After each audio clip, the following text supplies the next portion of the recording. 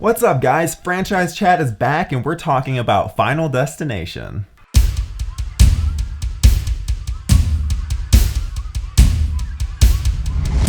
Hey guys, welcome. What's going on with my hands? Welcome back to my channel. I'm Tyler. Hope you're doing well. Today, I've been wanting. I've had this plan for a while. So I was like, oh, what's the next franchise chat? And I really want. I could, we got summer months. I could easily just do Friday the 13th, or I've been purposely holding off on watching the Nightmare on Elm Street series for quite a while because I'm going to eventually do these in franchise chat. But I really like spotlighting films that either get a bad rap or just aren't considered the classics that they should be. And honestly, I think Final Destination really fits that bill. I fucking love this series. From the first all the way to the fifth. Even the fourth one, which I'm not a huge fan of, even that I still enjoy because the concept is just so great. It's hard to not like such an interesting concept of avoiding death, but then death trying to fix its mistake and kill you all. That's awesome. They add other elements as the series goes on, which honestly just makes it even more interesting because a very prevalent theme is that you can't escape death. And I think it's just a good theme to have because you can't escape death. You just can't. Everyone dies. It's just something that happens. And I like what they've done with this series as it's gone on. I even have a favorite that might be controversial, but we'll get to that when we get to it. Today, we're just talking about 2000's Final Destination. I almost said the Final Destination, then I'm like, nope, that's the fourth one. I can't say Off to a great start, guys. Off to a great start. Yeah, let's get into it. So the film starts off with a great intro that is very foreboding and atmospheric, just showing Alex's room and a lot of hints towards what's going to be happening as the film progresses. And we get to see stuff like, he has Death of a Salesman on his computer desk or on his nightstand. There's even like a fan that is all steel and it seems like it could chop someone's head off. They make everyday objects much scarier, which I really like. And we're able to see just how paranoid Alex is and how much he just is not into flying, doesn't want to be flying, and that's great because it allows us as the audience to question whether he's just being paranoid. And that's something that other films in the series aren't really able to do because once they've established this, they can't really go back to it. You're just kind of along for the ride. You know that there's going to be a lead that has a premonition that an accident occurs, that they save people from the accident, and then the accident still happens regardless, just not involving those people. That's something that every single film in this series has, but the first one has this mystery of, is it just Alex's paranoia? What is really going on? They even kind of treat it as like, oh, you don't know. Maybe even Alex put a bomb or did something. There's just a mystery to it that I really, really enjoy because otherwise, like the other films, you're on board with the lead. You know that, what they saw is an actuality and that they actually are trying to save these people and weren't any cause of anything that actually had like any of the accidents. I like that. And it's honestly something I didn't really think about until this viewing. So you gotta give the first one even more credence just because of the fact it's able to get away with some stuff that the other films aren't able to, because it's just a lot more original in that this doesn't have a set style. Unfortunately, having such a commercial director do the second one, it kind of the series that immediately goes into almost like a parody of itself, like a satire of itself, where it has its very set stages. And I love Final Destination. I'm just still gotta, even when you love stuff, you still have to pick it apart sometimes. Doesn't mean I don't like all these things, but there's just a lot to enjoy with this first film. And yeah, that intro in particular is just fucking awesome. Another thing I love about it is that it really establishes Alex as just an interesting character. He's not just like a lot of these people who they're like, yay, Paris, we get to go enjoy Paris. He seems to be thinking about things a lot more deeply than most of his classmates are. And so I really like that aspect. There's a lot with his character to like, despite the fact that everyone around him kind of treats him really shitty. Not obviously not in this very, very beginning, but because his mom and dad are interesting people, I guess. I question their motives like later on, but we'll get into that. But yeah, I really like the Alex character, and in particular because this film kind of falls into that 90s and something we've been getting away from lately, in that films about high schoolers are a lot more high schoolery. Like, people look like they're teenagers rather than, like, the 90s was a time where it was fucking, American Pie type things where they looked like they were at least in college. Yeah, they're supposed to be playing like 16, 17-year-old, 18-year-old kids, which just doesn't really work. And I always thought before that, I was like, Devon Sawa, he kind of looks a little too old. This time around, I'd like noticed, maybe it's just because I like watching it on Blu-ray, you can see his acne like right here on his temples that they're like trying to cover up, and that just makes him seem like more of a teenager, because that's being a teen. Meanwhile, you have Keir Smith, I think is what his name is. He looks like he's almost 30. He's supposed to be like the high school quarterback, which, to be fair, when it comes to like athletes, there's a lot of athletes that you see where you're like, wait, what? That's a high schooler? What the fuck? They look like they're past college. So even that I can forgive a bit, but let's see the other characters. I want to get into the characters. I really like Clear Rivers, despite the odd name. But I really like her. The film follows her a lot more than you would expect, because it really seems like it's just going to be like Alex's movie outside of when they're showing the deaths. But that's not the case. They really start to split the time between those two at a certain point. So that was nice. And I like the dynamic between her and Alex. They're both kind of like weirdos, and that's why they connect. Plus, they're two of the only people that actually believe. Like, she straight from the jump essentially believes what he is saying. That's why she gets off. That's why she gets off the plane. It's not like she's trying. It's not like she, unlike Seann William Scott's character or some of the other people who get like thrown off, she voluntarily goes with the rest because she like believes that Alex's freak out is legitimate. I really like that. Terry is just kind of there. She's very memorable for something we'll discuss later. And then Todd is, I don't know. Todd is an interesting character in that he's supposed to be the best friend of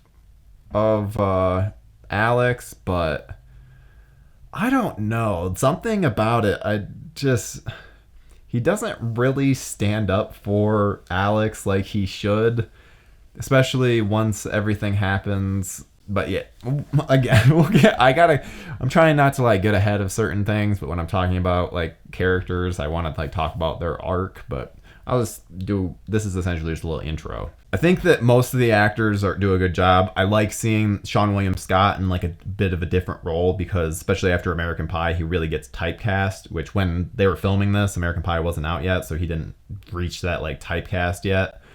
But so I really enjoy seeing him as like the nerdy character and very insecure about himself. And so just because you get to see him a little more range from him than usual. So I really like, I think his name's Billy Loomis, and I like that. But there's one character that the actress, and there's just issues with both the character herself and the actress, and that's Miss Luton. Her name is like Kristen Loeb, Kristen Loeb, something like that. She's married to Glenn Morgan, who's one of the writers, and that's clearly a big reason why she got the job, because her performance is without a doubt the weakest part of the movie, despite the fact that she's in one of the best death scenes of the film. But she really overacts, and her character's dilemma doesn't really come across because of the fact she's not able to have it come across, which again, we'll talk about that after I discuss the next thing that I need to discuss, because I keep avoiding these other things because I have to talk about this first, and that is the accident. So every Final Destination has a big accident which sets up the premonition and that they're able to avoid. In this one, it's all about being on an airplane. And so this film, along with a Fight Club,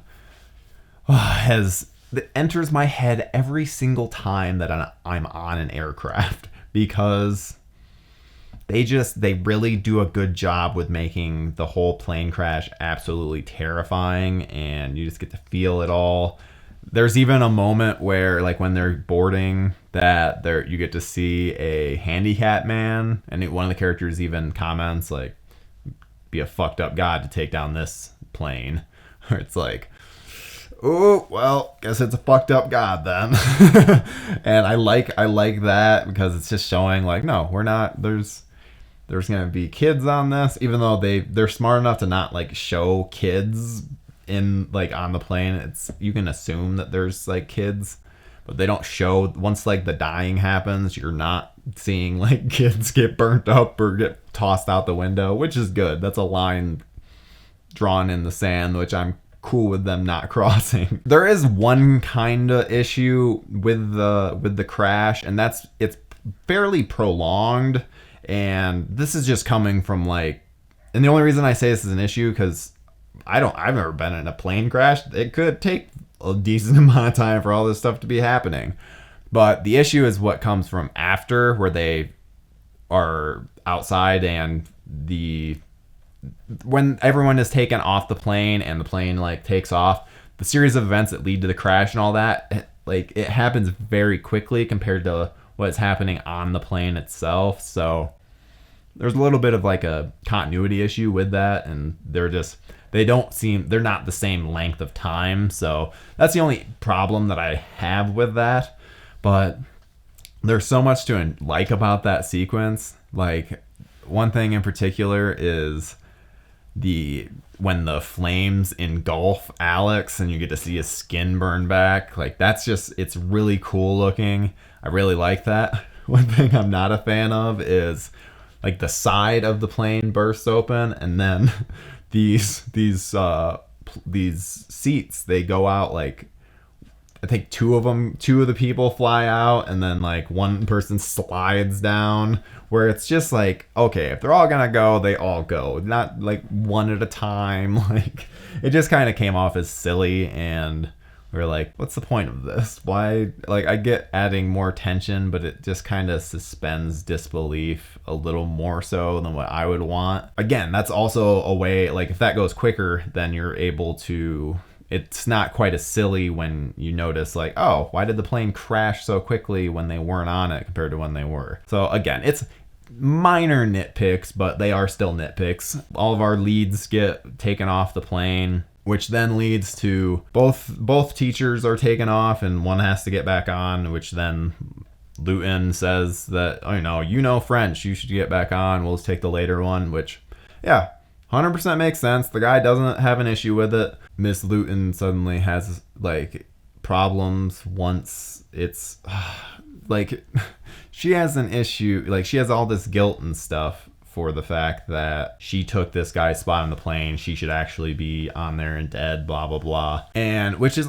all well and fine, but it doesn't come across like that a lot of the time. It mostly just comes across like she's blaming Alex, where it's oh, well, if you hadn't done this, then we would all been on there and all died, which was our rightful, which should have happened. Otherwise, I'm just dealing with this guilt. That's what it comes across as. So she just kind of seems dumb and selfish, which kind of is her character. Maybe with a better actress, they would have been able to get the point across a little better. But as is, she just seems like a bit of a bitch. Especially because she just has kind of decided she's just gonna run away from everything. Like she quits her job and like or in the process of moving, where it's like, damn, that was quick. I didn't like that. But it leads to one of the best deaths in the series in terms of really cool build-up. That's what we got to discuss next. The deaths. So the deaths in Final Destination are very interesting in that, and this is kind of something that I didn't realize until this viewing, because you can kind of interpret the deaths as one of two ways. That death is setting up all of these pieces to then essentially get checkmate, where all the pieces are in place, which then they're able to kill. But the second way, which is the way that I've started to interpret this, is just death is just hedging its bets. The first thing where it's like, oh, they just avoided this. That's not death like, oh, well, I wanted to set that up so then they set this other thing up. No, it's trying to kill them right then. But then it's also it's trying to set up these other ways. That way it just can try to kill the person it's trying to kill. And I think this is evident with Alex later on when he's like in the cabin, where it's not death trying to like set up all these steps. It's, oh, maybe I can get him with this. Oh, maybe I can get him with this. Oh, maybe I can get him with this. Oh, well, these places are all, if they're able to avoid these things, then maybe this thing will come down, which I like. Especially with Miss Luton's death, because it can kind of seem like, oh, well, it's just kind of setting up A, B, C to then like lead to D. The main thing is that like death is still trying to kill them with A, B, and C. It's just failing it though. So then D is what it ends up doing, like how it's able to finish them off. So I really like that, and especially with Todd, does that with Todd as well, because Todd is he's in like the bathroom. He's doing a bunch of different shit in the bathroom where death comes close to getting him, and then he ends up like falling into the whatever drying hanger that's above the tub, and it fucking wraps around his neck, ends up dying. It's a really cool visual, and that was actually the thing that really made me realize, like, oh yeah, it's not just it's not just death being like, okay, this is how I'm gonna kill him, how do I get him into this area, not like, it's trying all these different things, and that's something that just hits. That's my interpretation of it. As I said, it's one of two ways, but I feel like as the series goes on, it establishes the second way even more so. But you're welcome to think it's the other way. I'm sure it's more open to interpretation than what I've even noticed. Because I mean, before this set of viewings, I didn't realize, I thought that it was more of A, like where it's setting up, bam. That's just my interpretation of this stuff. And so I really, really, really like the deaths in this film. They just, especially Terry's is great. I love the out of nowhere-ness of it, where it's and her saying like, you can just drop fucking dead, and then boom, that's fucking sweet. I don't know, everything about that death is really, really cool. And plus, like, the impact that it has on everyone else, because Todd's death, it seems like it's a suicide, which makes sense because guilt from, like, his brother dying and him being able to get off, like, Todd being able to, like, get off the plane. And so I like that they're making those little changes. But then with Terry's death, it's very clearly not a suicide, and where it's like, we just saw this girl die all in front of us, and now it's saying, like, this is what Alex has been saying, like, death is coming after us. So that's really cool. And it also, but one issue is that then they were able to see Alex had nothing to do with Terry, absolutely nothing. Terry did that all herself, like, walked away, fucking got hit by the bus. So I don't get why there's still all of this suspicion around Alex. Especially because, okay, this was originally supposed to be a script for the X-Files, which it becomes very clear once you see like the FBI agents. You're like, oh, it's supposed to be Mulder and Scully. Because otherwise you're kind of left with wondering, like, why are these people kind of involved? Because that is something the series gets away from. Like, we don't need the police involvement. That's just not something that needs to be happening. And so I'm glad that they got away from that. And I'm not even sure how they could have made this into an X-Files episode, because one of the good things about this is that it's following the victims rather than following the FBI agents. Like, whenever it's following the FBI agents, you're just kind of like, okay, let's get away from this. Who the fuck cares? They're just gonna not believe Alex. Like, who gives a shit? Meanwhile, if it were Mulder and Scully, where it's like, oh yeah, they would probably be a little more likely to like believe that this is death coming for him. Just little things like that. It could have worked well for an X-Files script, but I'm really glad it became a movie, specifically because we get to follow the victims rather than following the FBI agents, which just isn't very interesting. At least to me, I don't think it is, but I don't know. Maybe you think it is. So it's one of those things that I get that Terry's death is really what spurs like Luton to leave and all of that. Or well, no, they even mention that she's leaving at when they all meet up when Terry dies.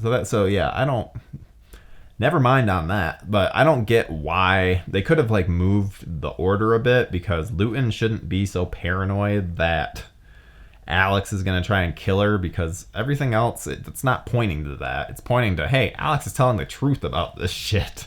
So that's odd, but I really it's kind of like Todd's death, Luton's death, in that it's setting things up a lot, where it's like, oh, Death tries to get her here, and then Death tries to get her here, and then all these things ultimately lead to Death finally getting her. So I really just enjoy how they pulled that off. But the thing I enjoy the most is, so after Terry's death, Carter starts fucking like losing his mind, thinks that he thinks he's invincible, and that maybe if Death does have this plan, that if he's not next, blah blah blah, or he's essentially just losing his shit.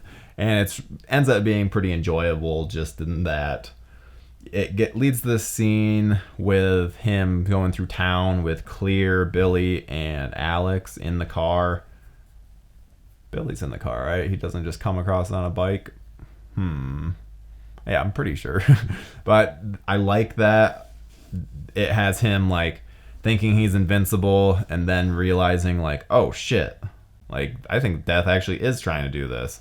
So then fucking he accidentally like stops on the train tracks, can't get his car to start, and then his belt won't come undone, and he's able to pull himself out. And I love how Billy, Sean William Scott's character, is like, you're next, and then he gets decapitated. And decapitated is a tough word, because it gets him from like right here. So that's, I guess, technically a decapitation, but oh, it is brutal. Though I will say, and I don't know if this is the case, but I'm pretty sure that head is Alex's head. Like, it looks like Devon Sawa. So I don't know what the deal, like if they just repurposed that for, like, maybe they're going to do something with later that they decided they weren't going to kill off Alex. I don't know, but it looks like, keep an eye on it, especially when it rolls around. It looks like Alex's head just dirtied up. And I think that they dirtied it up so that then you couldn't tell as well, because I paused it and it looked like Alex's head. It definitely doesn't look like Sean William Scott's head. That's for damn sure. But yeah, I really like that. And then this leads to Alex hiding himself away in a cabin, Clear just doing Clear things. She's being watched by the FBI, but still trying to help out Alex. And so then we get this whole ending sequence, which I like the ending sequence. However, there's stuff that I don't like. But like Alex running away from the cabin just for the police to just see him leaving. And then later, once he's across the river, he like comes across the road and they just happen to see him, where it's like, you don't, like, just have the cops show up at Clear's house or something. Or they were already watching Clear's house, so just leave them there. It's a minor nitpick with this movie, but it's definitely there. I like how it seems like everything is all wrapped up nicely with Alex saving Claire and then them being in Paris, which I get why they did it. It's a cool little cap off, but we're skipping Alex like getting on a flight, which I feel like is a pretty big deal with everything that's happened. And so leaving that tension out is a little silly, but I'm pretty sure it came from a rewrite, and a reshoot. So I get it, but it's also one of those things like, it didn't really need to be like that. They could have figured out a different way to do it, but yeah, that's for another time. But yeah, I really like it. I wish one thing about the ending that would have been cool is not having Carter get hit by the platform, whatever the fuck that thing was, the billboard. Just because I think that his character was finally showing growth, and right when he was finally getting interesting, they just killed him off. And especially because it would have been cool to see Clear and Alex and Carter trying to deal with this in the next one, instead of just having Clear because them killing Alex off screen. But we'll get into that when we go over Final Destination 2, because there's a lot to talk about with that one. Now that there wasn't a shit ton to talk about with this one too, because shit, we're on like a half hour, so I should probably wrap things up. Yeah, hope that you guys enjoyed, and yeah, we'll see you next week. Hey friends, be sure to like, comment, subscribe, all that good stuff, and check out this video that YouTube thinks that you would like.